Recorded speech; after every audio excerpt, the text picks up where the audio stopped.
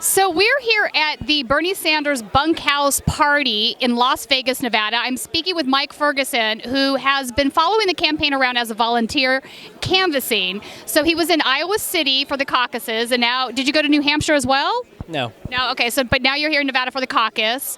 So what is the reason, your number one reason for supporting Bernie Sanders? For me, honestly, it's the movement. It's everybody who's watching, who's invested in this campaign, everybody who's willing to step forward, use your energy to make the changes that we know we want to see. So it's about you. It is, not me, us, right? That's his campaign slogan. So you were at the Vampire Weekend rally, or no? No. I was in Iowa City for 3 weeks volunteering. I'm from Washington State. Drove with another or two other people from Washington. Volunteered in Iowa City for a few weeks. So that's important. Iowa City was a little bit, 2 hours east of Cedar Rapids about? Yeah, so a little bit more inland, a little bit more rural. So did you find that there was a sort of a crossover in votes from folks that might have... Okay, let me backtrack. There was a big chunk of voters, it was like 17 to 20% of voters, that had supported Obama in some of those outlying areas that went ahead and voted for Trump in the last election. I think that some of those voters have now come back to the Democratic side with a Bernie Sanders vote. Do you think that sounds about right, or what are your thoughts on that? Yeah, well, the overwhelming amount of people who I spoke to while I was canvassing, I was doing a lot of office work, honestly. You were knocking on doors, right? So you were directly talking to the voters. I was mostly doing office work, but I was canvassing as well. Okay. But the overwhelming responses that I got at the doors when I was canvassing was that we have to defeat Trump. So that was on people's minds. And so to your question, there were a good number of people who may have voted for Trump and are now looking at the Democratic Party and hoping that we have a candidate that can beat Trump. Well, I think part of the proxy battle that's going on inside the Democratic Party now is whether or not the Democrats return to their roots, which is servicing the working class folks.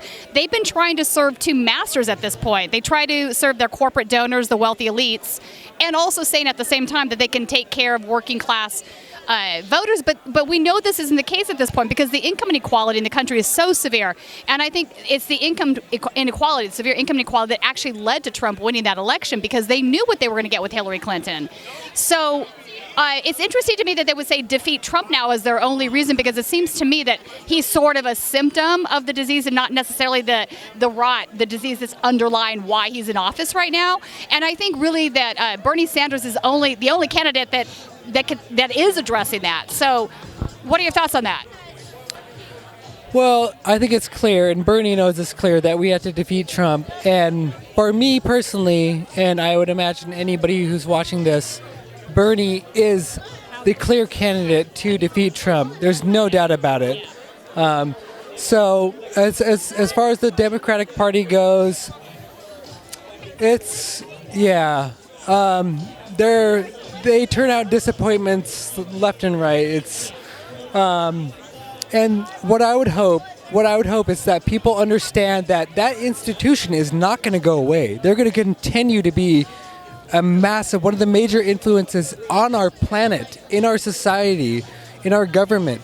And so what I would say to anybody who's watching is it's going to continue to exist.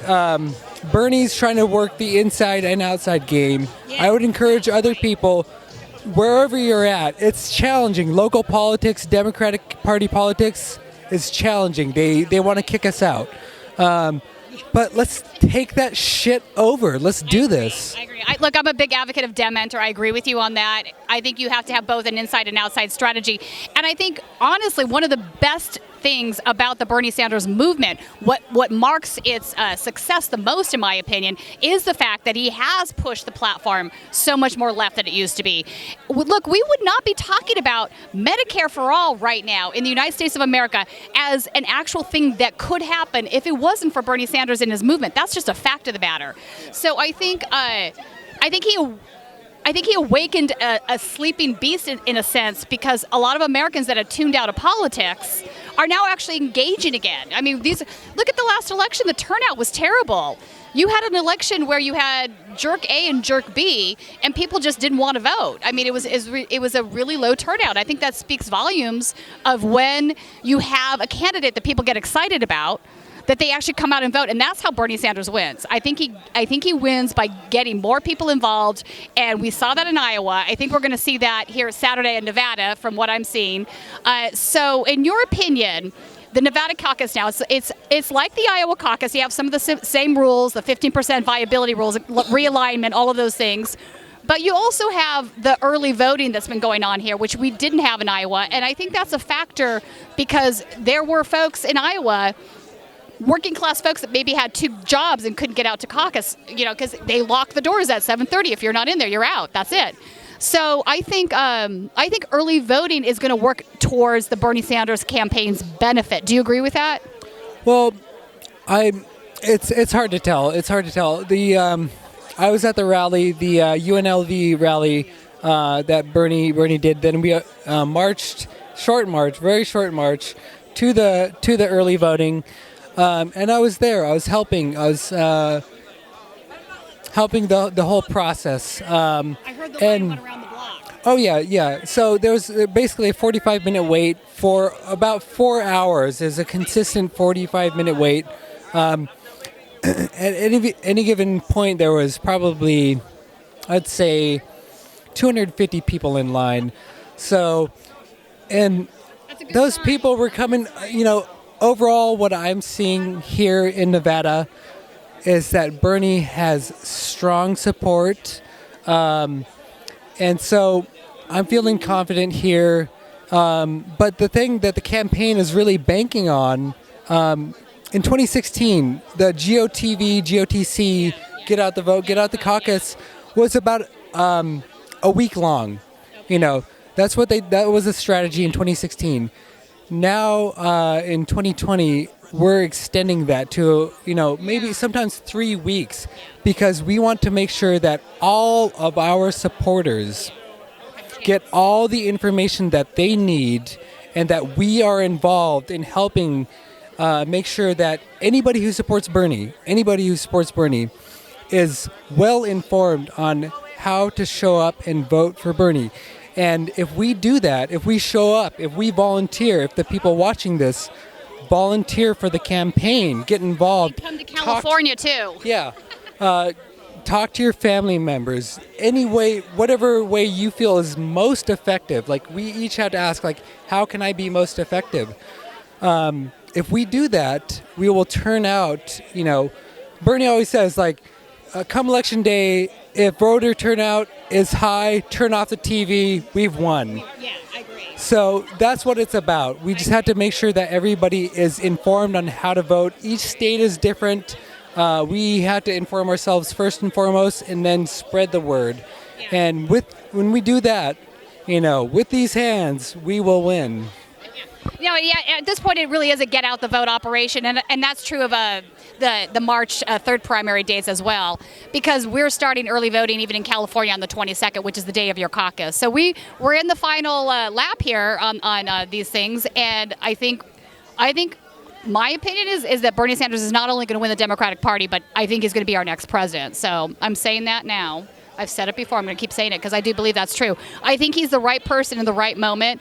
I think the country's ripe for revolution, and they see his consistency in his policies. You can go back to 1987, and he's still talking about Medicare for all. He's still talking about all of the things that he's talking about now. He's been consistent in his beliefs. So voters know with him, he's not a typical politician that's going to pander. They're like, we can trust this guy. We know what he stands for. We see it. We see this whole record of him being this way. Yeah. So what other things are on your mind, or what parting words do you have for the audience? What I'm seeing around here, I look around at this event that's going on here tonight. A lot of here. Well, and we had Naomi Klein, Nina Turner, Dr. Dooley, and Amy Villela. They all shared a stage. All these beautiful, powerful women. and they asked how many of you are from out of state. Almost half of the audience raised their hand. So, we're coming into Super Tuesdays where there's going to be a lot of energy needed for our states. A lot of states are going to be voting on the 3rd and on the 10th. So, if you're in one of those Super Tuesday states, stay in your state, organize, be part of that. If you're not, help out. Find out which states, look at the calendar, and come be a part of this revolution. This is what it takes, and it's such a beautiful thing. 2016, we came so close, and now here we are again. I've talked to so many people who said, I didn't volunteer in 2016, but I am now. So, all I could ask. He's definitely expanded his base. I think you can even look at the numbers. It's his base right now is the most diverse and the more, and that crosses all kinds of lines. It's gender lines, it's race lines, it's religious beliefs, it's different creeds. Like his base is so diverse. This is how you win a general election. This is how, right here. And he has a plurality of the independent vote that supports him. So, but once again, it's not me, it's us. So everybody has to get involved where they can. I agree. Thanks for talking with us, Mike.